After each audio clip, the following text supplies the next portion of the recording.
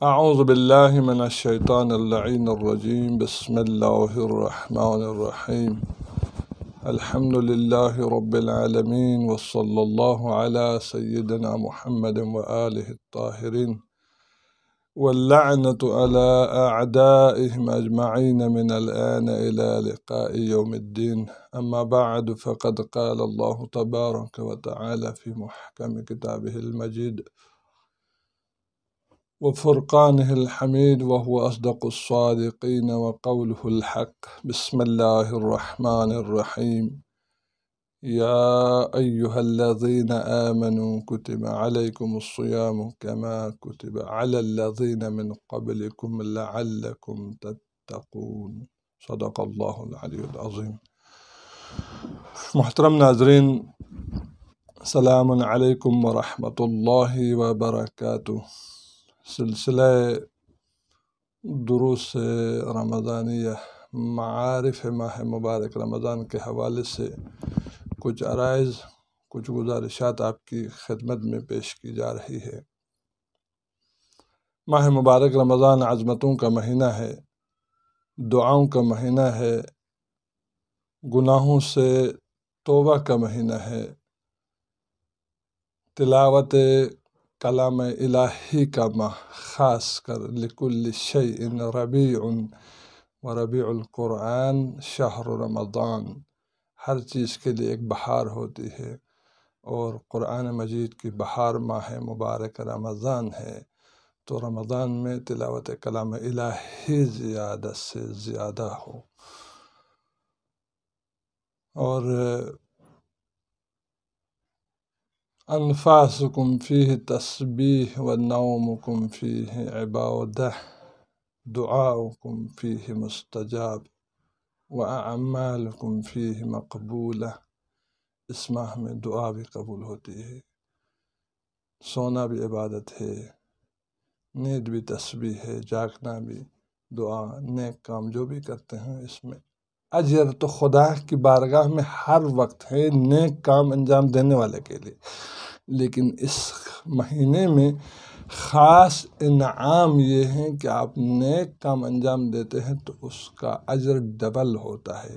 ایک کلام الہی کی ایک آیت آپ پڑھتے ہیں ماہ مبارک رمضان میں تدبر کے ساتھ، اگر ایک آیت قرآن مجید کی تلاوت فرماتے ہیں تو دوسرے ماہ میں پورے ختم قرآن کرنے کا ثواب ہے، یعنی دوسرے 11 ماہ میں آپ نے پورا قرآن ختم کر کے وہ ثواب ملے گا، اس ماہ مبارک رمضان میں ایک آیت کا ثواب، اتنی فضیلت ہے۔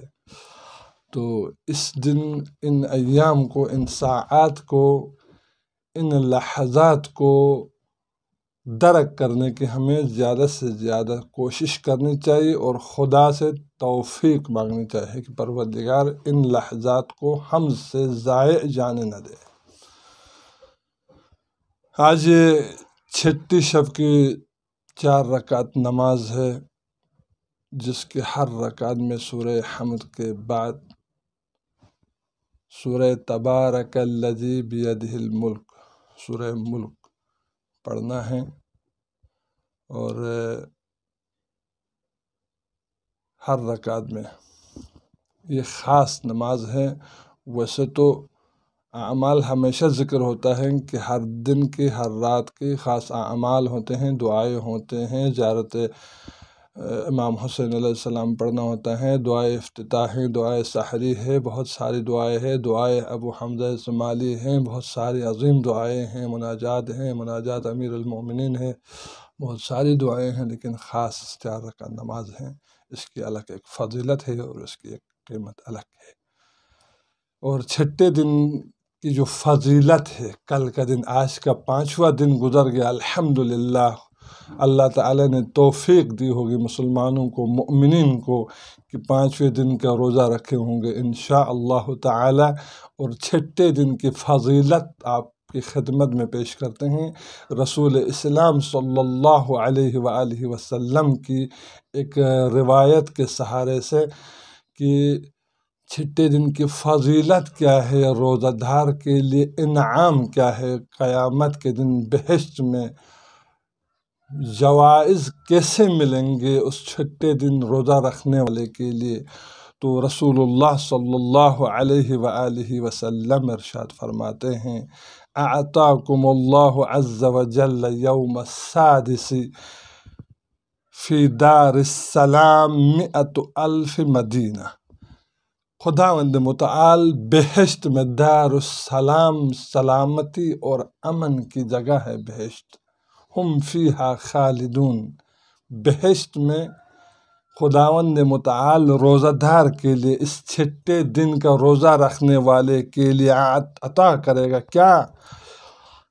100,000 مدینۃ، 1,00,000 گھر عطا کرے گا، 1,00,000 شہر، گھر نہیں، 1,00,000 شہر عطا فرمائے گا. فی کل مدینۃ 100 دار، ہر شہر میں 1,00,000 گھر ہوں گے. فی کل دار 100,000 بیت، ہر گھر میں 1,00,000 کمرے ہوں گے. فی کل بیت 100,000 سریر من الذہب، ہر گھر میں 1,00,000 یعنی ہر کمرے میں 1,00,000 ذہب کے تخت ہوں گے، سونے کے تخت ہوں گے. طول کل سریر 1,000 ذراع، اور ہر تخت کی جو لمبائی ہوگی وہ 1,000 ذراع ہوگی، جو آج کل کے حساب سے 500 میٹر کا ہوتا ہے. 1,000 ذراع.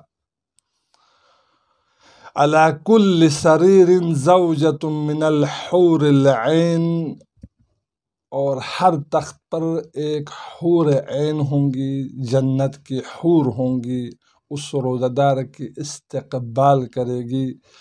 30,000 ضوابط منسوجہ بالدر والیاقوت، اور اس تخت کے اطراف میں اوڑھنیاں ہوں گی، چادریں ہوں گی ان حوروں کے لیے. بالدر والیاقوت، یاقوت اور در کی اوڑھنیاں ہوں گی. یحمل کل ذوابۃ 100 جاریہ، اور وہ کنیزیں ان چادروں کو اٹھائی ہوئی ہوں گی.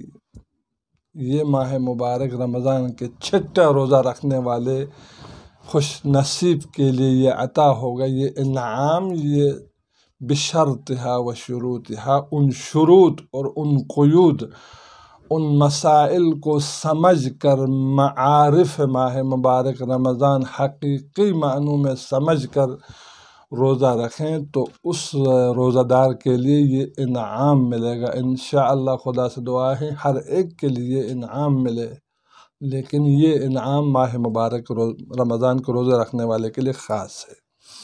چھٹے دن کی دعا آپ کی خدمت میں عرض کروں: اللہم لا تخذلنی فیہ لتعرض معصیتک. خدایا پروردگار مجھے رسوا نہ کرنا میرے گناہوں کے نتیجے میں، میرے گناہوں کے سبب قیامت کے دن، اس دن رسوا نہ کرنا. خدا سے دعا ہے ولا تضربنی بصیاط نقمتک، اور اپنے عذاب کے کوڑے نہ مارنا، عذاب کے صوت نہ مارنا پروردگار، اس سے مجھے بچا لے.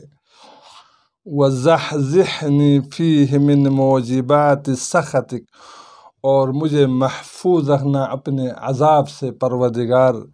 بمنک و ایادیک یا منتہی رغبت الراغبین، اور آپ کے اپنے فضل اور اپنے کرم سے اے امیدوں کی انتہا پروردگار. رغبت الراغبین، امیدوں کی انتہا پروردگار عالم کی ذات ہے، اس کے علاوہ کوئی امید کسی سے نہیں ہے.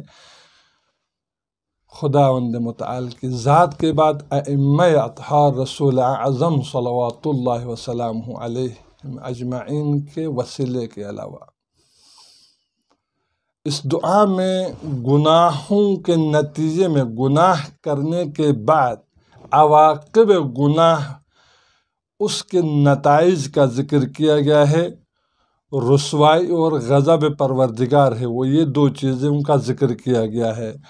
تو انسان گناہ دو وجوہات سے کرتا ہے، یا تو انسان گناہ کرتا ہے مال و نعمت و دولت زیادہ آئی ہو، جس کی وجہ سے وہ اکڑ میں آتا ہے، تکبر کرنے لگتا ہے، گناہ کرتا ہے، اور ایک مرتبہ گناہ کرتا ہے مایوس ہو کے، امیدیں ٹوٹ جاتی ہے، فقر و فاقے میں گر جاتا ہے، سب کچھ سے دور ہونے کے بعد گناہ میں مبتلا ہوتا ہے۔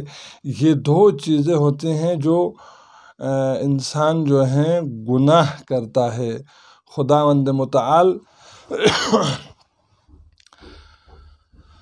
جب رحمت الہی سے مایوس ہوتا ہے تو نعوذ باللہ انسان گناہ کرتا ہے۔ خداوند متعال ارشاد فرماتا ہے لِكَيْ لَا تَأْسَوْا عَلَى مَا فَاتَكُمْ وَلَا تَفْرَحُوا بِمَا آتَاكُمْ وَاللَّهُ لَا يُحِبُّ كُلَّ مُخْتَالٍ فَخُورٍ۔ جو چلی گئی ہے جو چیزیں، تاکہ ان پر افسوس نہ ہو، ولا تفرحوا، جو گئے گناہ ہو گیا، آنے والے گناہ سے بچیں، توبہ کریں، ندامت کریں۔ ولا تفرحوا بما آتاکم،